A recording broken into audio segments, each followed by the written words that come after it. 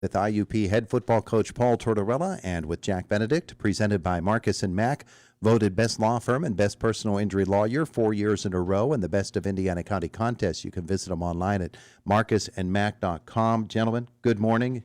Morning.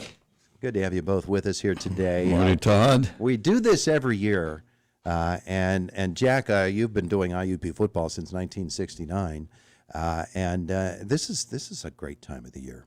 It's different now, Coach, than it used to be with what used to be called Letter of Intent Day, Right. And then after the Division I announcements come, you finally learn who's going to sign with IUP. But my goodness, yesterday's a big day, isn't it? Yeah, and it's a lot, like you said, a lot different.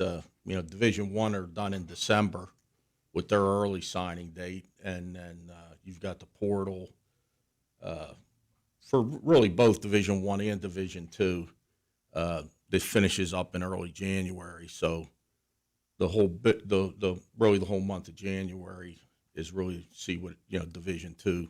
What's left for Division II. Yeah. Jack, of course, you follow IUP religiously.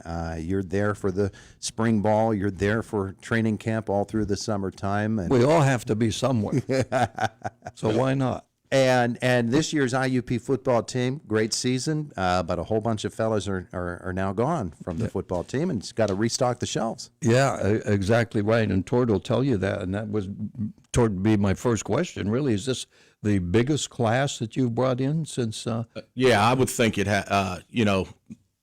probably there was one maybe close to it, but when you lose 24 last year players, usually you say seniors, but they're fifth year seniors, 6 year, and some of our guys graduated with their masters in December. Yeah. So you got to replace 24 right off the bat, for your roster. You got to have a full roster of 90. Obviously, you hope all 90 are can play, but you need the numbers. But we got a lot of quality with the quantity, I think. Good. Yeah. Talk about first of all the 5 transfers that are coming in. Right. And they're all enrolled, right? Right. Yeah. They started mid-year. Mason Maggs is from Ohio State, quarterback. We've got Keiswider. You're gonna have trouble. You're gonna have to work on that one. I'll ask him. Yeah, That's what I do. from Bishop Guilfoyle in Penn State. He's a safety. Okay. Then we have a place kicker that's from Stony Brook, who's from the state of Maryland. Yeah. He's here mid-year. Coach, you got Roman blanks. I have my cheaters on, and I'm Okay. looking at the little lettering here. And we've got really the guy that is a guy that we expect to plug in and play and start right away, Joe Enoch from St. Francis and Penn Trafford. He was one of their better offensive linemen. With St. Francis dropping down to Division III, they've had a kind of a mass exodus. And then we've got a prep school quarterback, originally from New Jersey, went to prep school IMG down in Florida, Mason Blanks. I'm sorry, Roman Blanks, yeah.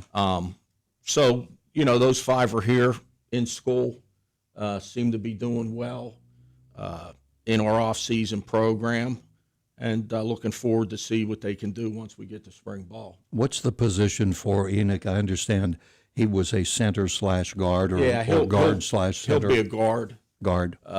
We think we really expect him to be a really good player for us. Okay, those are the 5 transfers. Now, with the high school ranks, at least 25 players, and all have committed. Start with the quarterback from Elizabeth Forward, Ryan Messina. I understand he's a big kid. Yeah. And a lot of people wanted him. Yeah. He's been here 3 or 4 times, visiting. Was it not only spring practice, but he came up for a fall practice also. I think he's kind of one of those high school kids that kind of falls through the cracks because of the portal. If the portal wasn't in existence like it is now, a lot of the FCS schools would have recruited him. But they're going and getting portal quarterbacks from dropping down from Division I. So the 1AA schools really aren't recruiting high school kids, especially at quarterback like they used to. So we were fortunate that he was available. He liked us. We liked him. Obviously, he's big. He can move. He can make all the throws. I've been here a long time, but since I've been the head coach, this is probably one of the better high school quarterbacks we've recruited. Well, we've had success with the transfers in the last 5 years. They've been great, but unfortunately, other than Karst, they were here for 1 year and gone. Right. You've been a defensive specialist for many, many years, of course, and still are, as well as the head coach. On the defensive side, I noticed between defensive linemen, defensive ends, and linebackers, you brought about 12 guys in there total. Right. Well, we really needed to get, D tackles and D ends. All 4 starters gone, finished. Our third defensive end eligibility, done. So the top 7 guys up front are done playing.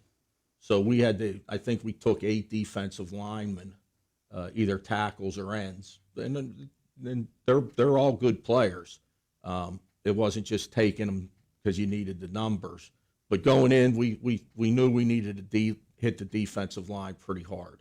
That was the number one area that we were concentrating on with this class. The O-line.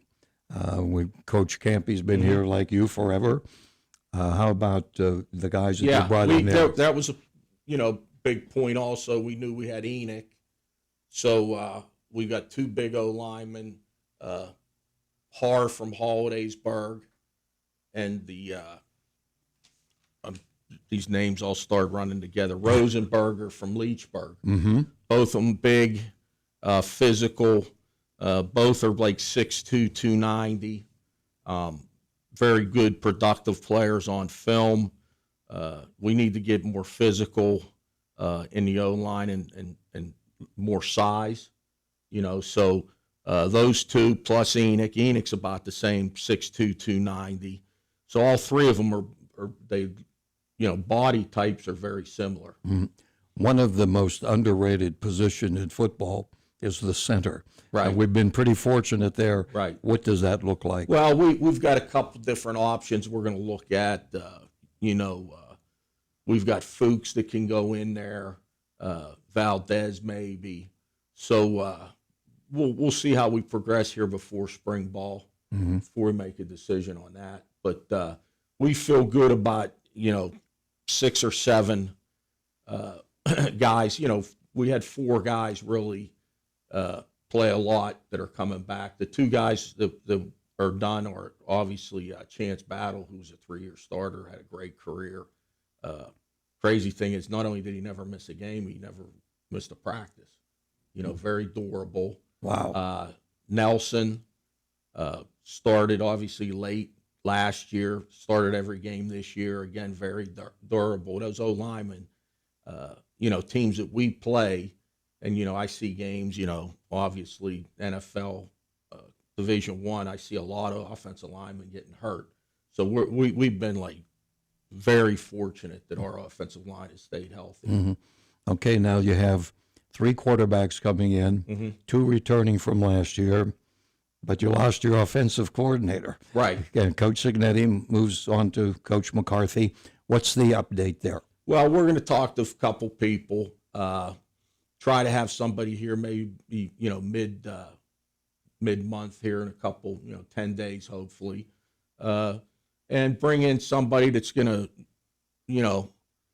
use their offense, but hopefully use, a decent amount of what we did last year and kind of morph them both together, and try to give us a good balance in run pass. It's a great opportunity, obviously, for Frank. You always know that potential's there, so you always have a couple guys in mind just in case. Sure. So, we'll have a good replacement. Yeah. And with Frank, people maybe didn't know he's traveling back and forth a lot. Right. Yeah. So it's actually a shorter commute for him. Yeah, he's right in his hometown there. Todd, do you have something? I did. I was thinking, Coach, different coaches have different ideas about the portal, Right. And how it should be used. When you combine the portal and the way other coaches use it and the way that you look at it, now with the COVID players, the extra years of eligibility because of COVID, they're pretty well filtering out of the system now. That's pretty much done. Yep. Yeah. So does that reduce the pool of players that either you or those other coaches in the PSAC have to draw from? A little bit. I think the key with the portal is if you can retain your own players, Yeah. you don't have to go in the portal to get a lot of players. We really last year, Nico went to Edinburgh. That was really the only guy we lost last year to the portal. This year, Goodwin went to Buffalo. I believe Jeter went to Bloomsburg, and David Awu went to West Florida. So those were the three that we lost to the portal. So for 2 years, if you only lose 4 guys, that's pretty good. Yeah. So when that happens, you don't have to go and grab 10 to 15 portal guys. Like, we're never going to do that. Yeah. So I think last year we brought in 4, and this year from the portal we brought in 4. Yeah, and there are some schools in the PSAC that use the portal very, very heavily. Right. And the number of players available to them with the COVID players now filtering out. Yeah, and that's a good increases that point. Yeah, competition. and you've noticed, some people in our league this year went heavy high school. Not as many portal guys, and that could be one of the factors. One, that there's not as many in the pool, so to speak, even though there's a boatload. And maybe they haven't lost as many as they have in the past. Yeah. And it does what it does lead to is the league is usually a lot younger. Like next year, we'll only have 5 seniors on our team. Wow. Yeah, That's a We big had difference 20 from last year. We had 22 last year. Yeah, right. The schedule is challenging again. Right. First 3 games on the road at Ashland, at Westchester, at Ship. Of course, that's in place, so you don't have much. Lackawanna comes in now, but IUP does not play them this year. How do you think that's going to work out? Well, you got Lock Haven now in the Coming West. over. Okay, so the one good thing is you only got to look for 1 game every year. Obviously, this is Ashland this year, and it'll be the last year of our series with them. So with adding Lock Haven to the east and Lackawanna to the east and Lock Haven to the west, you only have 1 game that isn't a PSAC game or a crossover. And this year we only played 4 road games last year, so this year we're going to play at least 6 on the road. Todd, we have a couple minutes yet? Sure. Okay. Well, what I was going to say is with the schedule and everything, I know with basketball, it's tough for coaches Lombardi and Carey to fill in the blanks in addition to the conference games. How about with football? How tough is it? Because, IUP has a great reputation. Not everybody wants to play, and not everybody wants to play on the road. Right. Well, that 4-year Ashland deal was great. Yeah. Because that's, obviously when we made it, we knew for 4 years we were going to play them. I don't think a lot of teams have 4-year deals with who they open. Usually they're 2-year deals. So I would expect next year us to have a 2-year deal with somebody. With Ashland not being in the region anymore, it didn't make a whole lot of sense to play them. Although it's a great game, a great series, it's turned into a great rivalry. Every game was a 1-score game. Yeah. It just doesn't make a lot of sense to play somebody that's out of your region. One other thing, you lose Coach Signetti. Do you need to replace anybody else? I understand that Jeff Arnold. He's leaving. He resigned. He's gonna go back to Pittsburgh and get out of. He's gonna get on with his life's work. He's he's really enjoyed it. He's been at IUP since 2013, I believe, as a player. All conference player. Long run coaching, did a great job. Kind of wants to go in a different direction, which, I've seen a lot of,